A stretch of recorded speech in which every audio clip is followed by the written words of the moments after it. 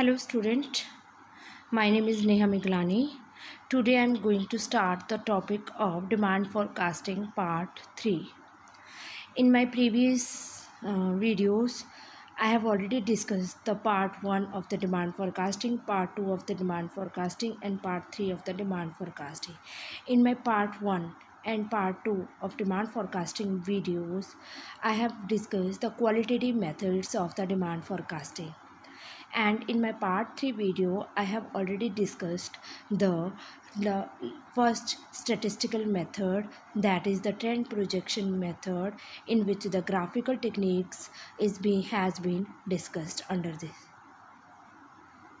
So please go through these 3 previous video. You can easily understand the next videos of my demand forecasting. So let's start our topic. Starting my videos, I just want to say that just get enrolled yourself in the Diwakar Education Hub and you can get most reliable data for your net preparation on the topics or on the subjects on commerce, management, education, HRM, economics, English, home science, law, psychology, environmental science, computer application, library science, political science, sociology, philosophy, physical education. And you can also get the sample PDFs from the Diwakar Education Hub. And for any query, you can call on the number which are given on the screen. In my previous videos, I have discussed the opinion polling methods and also the statistical methods, overview of the statistical methods. And in overview, we have discussed there are 4 types of statistical method. First one is the trend projection method, barometric method, regression method, and simultaneous equation method.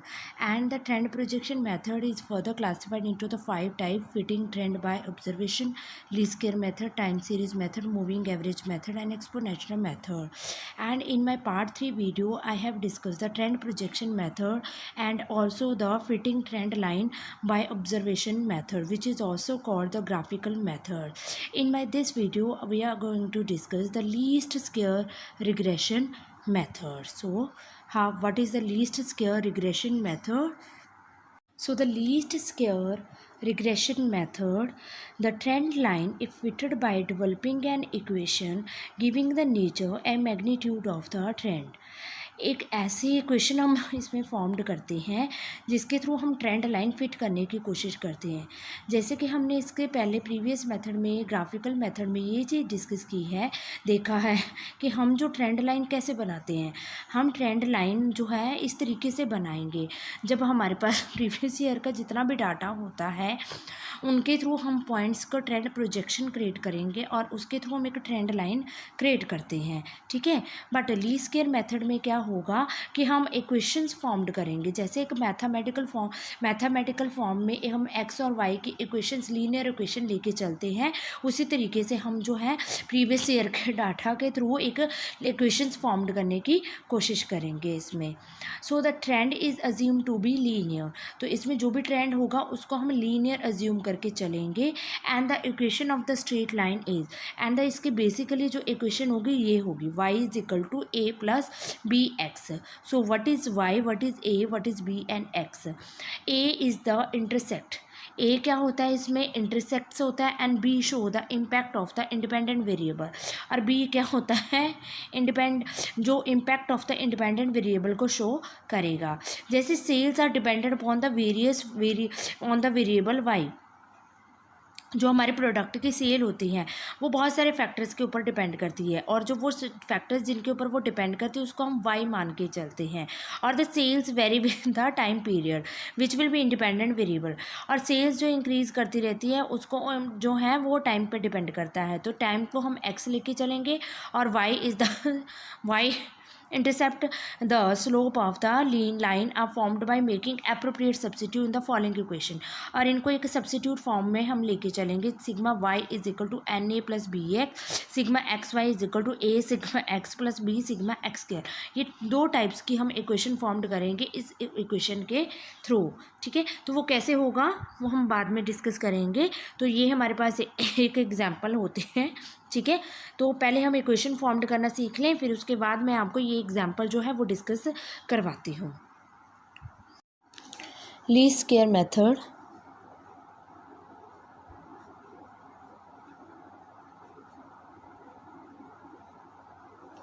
Least square method में क्या होता है, हम एक linear equation formed करेंगे। Linear equation बनाते हैं। हमारी जो बेसिक लीनियर इक्वेशन होती है y is equal to A plus B x. Y क्या है, हमारे independent variables like time. Time हमारा इंडिपेंडेंट है, वो किसी के ऊपर डिपेंड नहीं करता है। ए जो है इंटरसेप्ट होता है और बी जो होता है वो डिपेंडेंसी कितना डिपेंड करता है। और एक्स क्या होगा, हमारा डिपेंडेंट वेरिएबल लाइक सेल्स।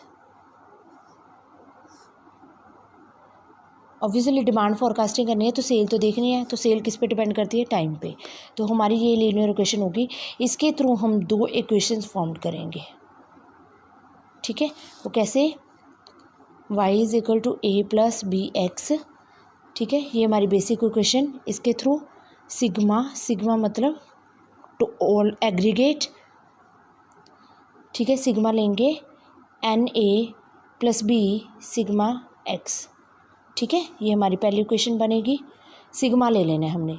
ठीक है, सिग्मा यहाँ पे एन इंडिपेंडेंट ए जो है वो कांस्टेंट है तो इसके साथ एन आएगा। N is the number of the items. B V जो है कांस्टेंट है और एक्स जो है वो भी एक वेरिएबल है तो इसके साथ सिग्मा आ जाएगा। अब हम मल्टीप्लाई करेंगे इक्वेशन 1 को एक्स के साथ, तो ये बना sigma x y a sigma x plus B sigma x square. ये हमारी सेकंड इक्वेशन आ जाएगी। ठीक है, इसमें एन हट जाएगा, इसके साथ मल्टीप्लाई हुआ तो एक्स वाई आ गया, एन हट गया, ए आ गया, सिग्मा एक्स के साथ आ गया प्लस बी। इसमें सिग्मा एक्स था, इन दोनों का एक्स मल्टीप्लाई बाय एक्स, वो एक्स स्क्वायर बन गया। So this is our equation. ठीक है, अब हम एग्जाम्पल देखेंगे इसकी। According to this example, we have taken the data of the our 5 years only। ठीक है, 1996 से लेके हमारा जो डाटा है वो हमने ले लिया है। ठीक है, तो उसमें हमारे पास जो सेल है वो हमने ले ली है। ठीक है, 96 में हमारी सेल 45 थी, फिर 52 हुई, फिर 48 हुई, फिर 50 एंड देन 60। सेल्स मैंने आपको जैसे पहले ही बताया, ये क्या होगा हमारा वेरिएबल्स। ठीक है, तो इसके बाद हमने इसमें सेल्स हमारी जो आएगी अकॉर्डिंग टू अवर दिस कि ये हमारी होगी वाई। क्लियर, और एक्स क्या होगा, नंबर। 1 नंबर ले लिया, इसको 2 ले लिया, 3 4 5 ये नंबर्स आ गए। उसके बाद हमने फॉर्मूला जो है वो पुट ऑन करके हमारी वैल्यूज़ निकालनी है। ठीक है, सो ये हमारा सोल्यूशन आएगा। बट ये कैसे निकाला गया है इसको हम देखेंगे अभी with the help of the live videos के थ्रू। क्लियर, अभी हम एग्जाम्पल लेंगे इसमें, जैसे मैंने आपको पहले ही बताया है। ठीक है, एग्जाम्पल में हमारे पास जो है हमने ईयर लिया है, यहाँ पे हमारी सेल्स होगी। ठीक है, एक चीज़ मैं आपको थोड़ा सा मिस्टेकन कर गई, जो हमारी सेल्स होती है वो होती है वाई और एक्स होता है इंडिपेंडेंट। ठीक है, sorry for that. And then हमने सेल्स ली है 1996 से 1997, 1998, 1999 एंड देन 2000। सो कितने ईयर्स हैं, 1 2 3 4 5। सो एन कितना है हमारे पास, 5। Number of years 5। सेल्स हमारी हमने ली हुई थी इसमें 1996 में 45 एंड देन 52 थी, 48 हुई, 55 हुई एंड देन 60। ठीक है, अब हम ये हमारा होता है y। ठीक है, अब हम लेंगे x obviously according to the equation हमें क्या चाहिए, y is equal to a plus B X, ये हमारा ठीक है। इसके थ्रू हमें दो चीज़ें चाहिए, एक x और y हमने ले लिया, अब हमें x चाहिए। x हमने ले लिया, एज्यूम 1 2 3 4 एंड 5, ये हमारी x आ गई, ठीक है। अब अकॉर्डिंग टू द इक्वेशन हमें क्या चाहिए, sigma y N a plus B sigma x। Sigma y यहाँ से आ जाएगा, aggregate of y and aggregate of x यहाँ से आ जाएगा, n हमने निकाल दिया है। दूसरी इक्वेशन क्या थी हमारी, sigma x Y a sigma x plus B sigma x square. अब हमें क्या चाहिए, एक्स वाई हमने ये ले लिया, उसके बाद हमें चाहिए सिग्मा x वो है, और हमें चाहिए sigma x square. X Y हमने ले लिया, 45 multiply by 1 45, 52 multiply by 2 104, 48 multiply by 3 144 and 55 multiply by 4 220 and 60 multiply by that is 300, ठीक है। अब हमें एक्स स्क्वायर चाहिए, इसका स्क्वायर रूट कर लिया, 1 by 1 multiply 1 2 multiply by 2 4 3 multiply by 3 9 4 multiply 4 16 5 multiply 5 25, ठीक है। ये सारी चीज़ें आ गई। यहाँ से हमने सिग्मा वाई निकाला, यहाँ से हमने सिग्मा एक्स लिया, यहाँ से सिग्मा एक्स वाई और यहाँ से सिग्मा एक्स के, इन सभी को हमने मल्टीप्लाई करके, ठीक है। हमारी वैल्यूज़ आई हैं, sigma Y is equal to 260, sigma X is equal to 15, sigma x Y is equal to 813 and sigma x square is equal to 55। अब हमने इनको वैल्यूज़ में पुट करना है। पहली इक्वेशन बनाएंगे और दूसरी इक्वेशन बनाएंगे।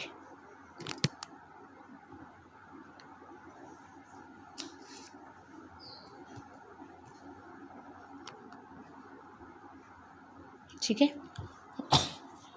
सिग्मा वाई है हमारे पास 260 is equal to N A 5 A तो ऐसे ही रहेगा प्लस बी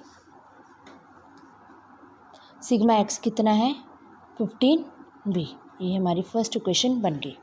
उसके बाद second equation sigma x Y कितना है 813, ठीक है। उसके बाद ए सिग्मा एक्स मतलब 15 a plus B sigma x square 55 b, ये हमारी टू इक्वेशंस फॉर्म्ड होगी। यहाँ से हमने ए और बी की वैल्यू निकालनी है। अब हमने क्या करना, ए और बी वैल्यू निकालने के लिए जैसे हम 10th के मैथ में करते थे, ठीक है, मल्टीप्लाई फर्स्ट इक्वेशन बाय 3, ठीक है।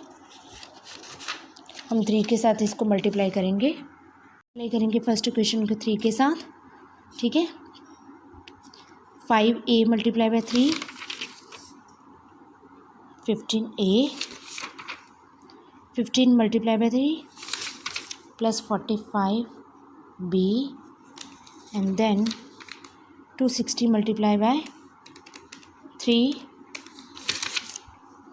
718, ठीक है। अब दूसरे क्वेश्चन देखेंगे 15a plus 55b a plus 55b is equal to 813। अब साइन चेंज कर देंगे, सिम्बल्स, ये कट गया। अब 45 minus 55 minus 10b 813 minus 780 value आएगी हमारी 33, ये कट के बी हमारा आया 33 डिवाइडेड बाय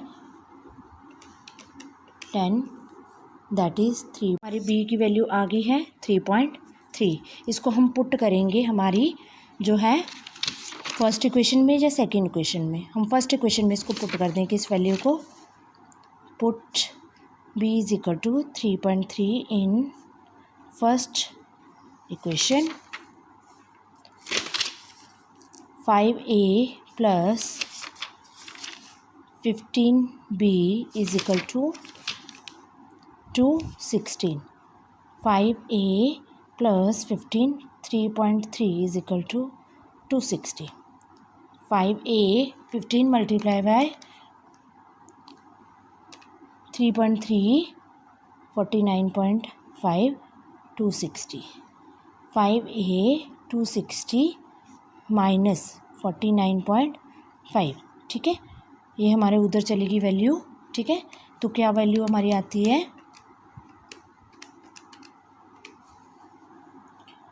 210.5 और ए की वैल्यू क्या आएगी 210.5 divided by 5 and that is 42.1। हमारी ए और बी कांस्टेंट की वैल्यू आ गई है। अब हम इसकी जो हमारी बेसिक इक्वेशन है इसमें पुट करके हम एक इक्वेशन बनाएंगे, ठीक है। तो बेसिक इक्वेशन है y is equal to A plus B x, Y is equal to a कितना है 42.1 प्लस बी एक्स कितना है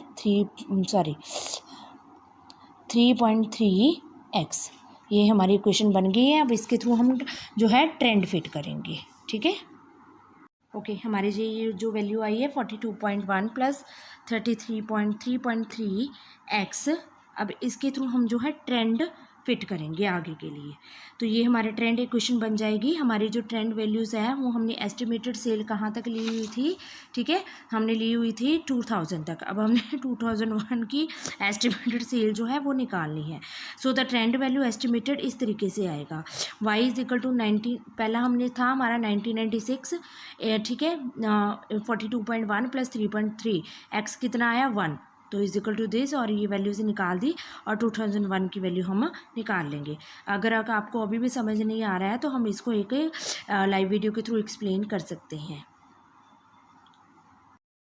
ठीक है। हमारी ये जो वैल्यू आई थी y is equal to A plus B X, ठीक है। इसकी जो हमने ट्रेंड जो लाइन है वो हमने फिट की हुई है y is equal to 42.1 plus 3.3x। अब हमने इसमें एस्टिमेटेड सेल निकाले हैं। हमने जो डाटा लिया वो था 1997 से 2000। अब इसमें हम जो हमारी ये वैल्यूज़ पुट करके एस्टिमेटेड सेल निकालेंगे, ठीक है। तो 1996 हमारा y थी उस टाइम पे 42.1 प्लस 3.3, x कितनी थी हमारी उस टाइम पे 1, तो ये वैल्यू हमारी आ जाती है 45.4, क्योंकि इनको मल्टीप्लाई किया तो 3.3 उसको प्लस कर दिया इसके साथ। उसके बाद 1997, ठीक है, y थी हमारी उसमें 42.1 प्लस 3.3, उसमें हमारी x कितनी थी 2, तो हमने ये 2 लिया। 3.3 को 2 के साथ मल्टीप्लाई किया तो वो बन गया हमारा 6.6, प्लस ऐड किया 40 तो ये बन गया हमारा 48.7। उसके बाद 1998 वो हमारा y बना 42.1 प्लस 3.3 डिवाइडेड बाई 3, ये वैल्यू आई 52। उसके बाद 1999 y 42.1 प्लस 3.3, ये 4 मल्टीप्लाई किया। जब हमने 3.3 को 4 के साथ मल्टीप्लाई किया तो 13.2 आया, और प्लस किया 42.1 के साथ तो ये वैल्यू आई 55.3। उसके बाद 2000 y 42.1 प्लस 3.3 को, ठीक है, 2000 में हमारी y कितनी थी 5। अब जब हमने 3.3 को y के साथ 5 के साथ मल्टीप्लाई किया तो 16.5 आया, प्लस हमने किया 42.1 तो ये बना 58.6। अब हमने एस्टिमेट करनी है सेल, क्योंकि हमारे पास रिकॉर्ड तो 2000 तक का था। अब हमने जो एस्टिमेटेड सेल करनी है वो 2001 की। 2001 में हमारी वैल्यू को इक्वेशन थी 42.1 प्लस 3.3। अब x कितनी थी 5, तो ऑब्वियसली नेक्स्ट ईयर के लिए x कितनी आ जाएगी 6, तो उसकी एस्टिमेटेड सेल निकालेंगे 3.3 मल्टीप्लाई बाय 6, ठीक है, वो वैल्यू बनी 19.8, प्लस किया हमने 42.1 के साथ तो वैल्यू आई 61.9। तो ये हमारी एस्टिमेटेड सेल बनी हमारी 61.9 2001 की। तो इसी तरीके से हम 2002 की भी निकाल सकते हैं, 3 की भी और 4 की भी निकाल सकते हैं। सो ये हमारा लीस्ट स्क्वेयर मेथड है, जिसमें हम एक फॉर्मूला के थ्रू हम एक ट्रेंड लाइन फिट करने की कोशिश करते हैं। So all about our today topic, and we have discussed in this is the least square method. So it's a very interesting method. You can take another values of the x and y and put it on this. With the help of this you can get the estimated data of the next year also. If you have any doubt, please let me know, and I do my best to cover this topic. Thank you so much.